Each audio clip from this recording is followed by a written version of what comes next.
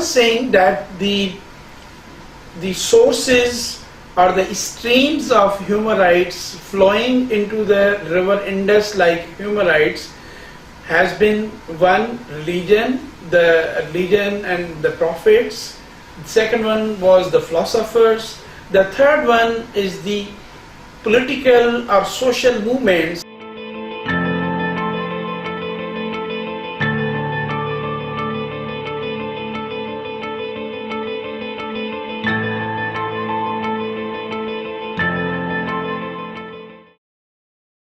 When there has been violences, when there has been upheavals, when there has been political movements, because we have seen since the creation of a human, there has been one dominant group and other has been an oppressed group.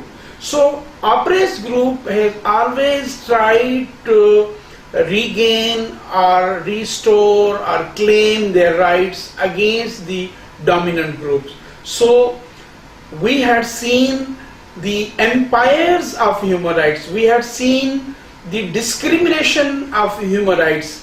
Even when we say that the Greek civilization was the pinnacle of the social contract, then we see that how the Greek citizens discriminated between those who were not the residents of the Gila Valley. So even in Greek, Athens and Sparta and other cities, the city-states, we saw that those residents were privileged who were the resident of those city-states, and those who were coming from other areas, they were discriminated. So we saw at that time the discrimination based on the residentship. And again then we come to the Roman Empire, we saw that also there was a discrimination based on the faith. One was Protestant, the other was Catholic. So how even those Catholic were privileged, though Catholic were enjoying other rights, and how Protestants were not enjoying the rights.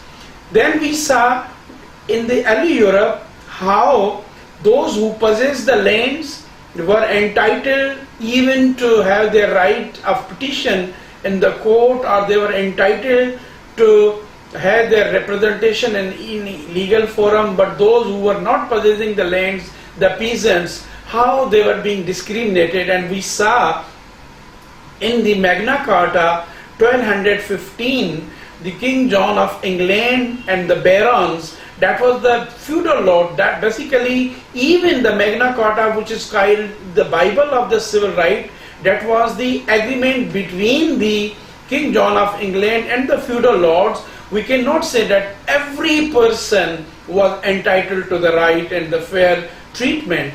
So then we move on the how in the blacks and whites were segregated, either it was the United States of America or it is the South Africa. We saw that how the women in the earlier centuries before the suffrage, how they were not entitled to keep the property, because women were not entitled to keep the property. The property to women flowed from father to the husband and then husband to the son.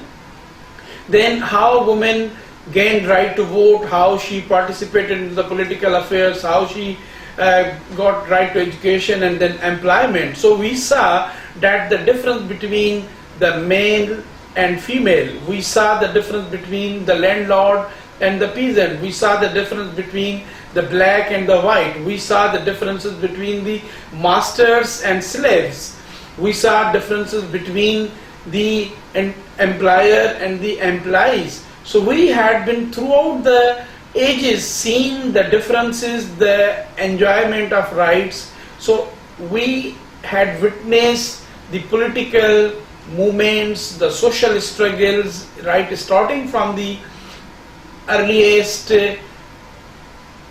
Code of Hammurabi and other before Christian era, and after Christian era we saw the Magna Carta, we saw the Petition of Rights, we saw the glorious revolution of 1688 in UK, and then we gradually saw that how that revolution sowed the seeds of revolution in United States of America, the Declaration of Independence of 1776, and then we gradually saw that how the French Declaration on the Rights of Men and Citizens in 1789 came. So these were all the revolutions, the political movements, the social movements which contributed in the streams of human rights in today. And then we saw that how the Marxist approaches, and ultimately when we came into the 20th century, it was the First World War,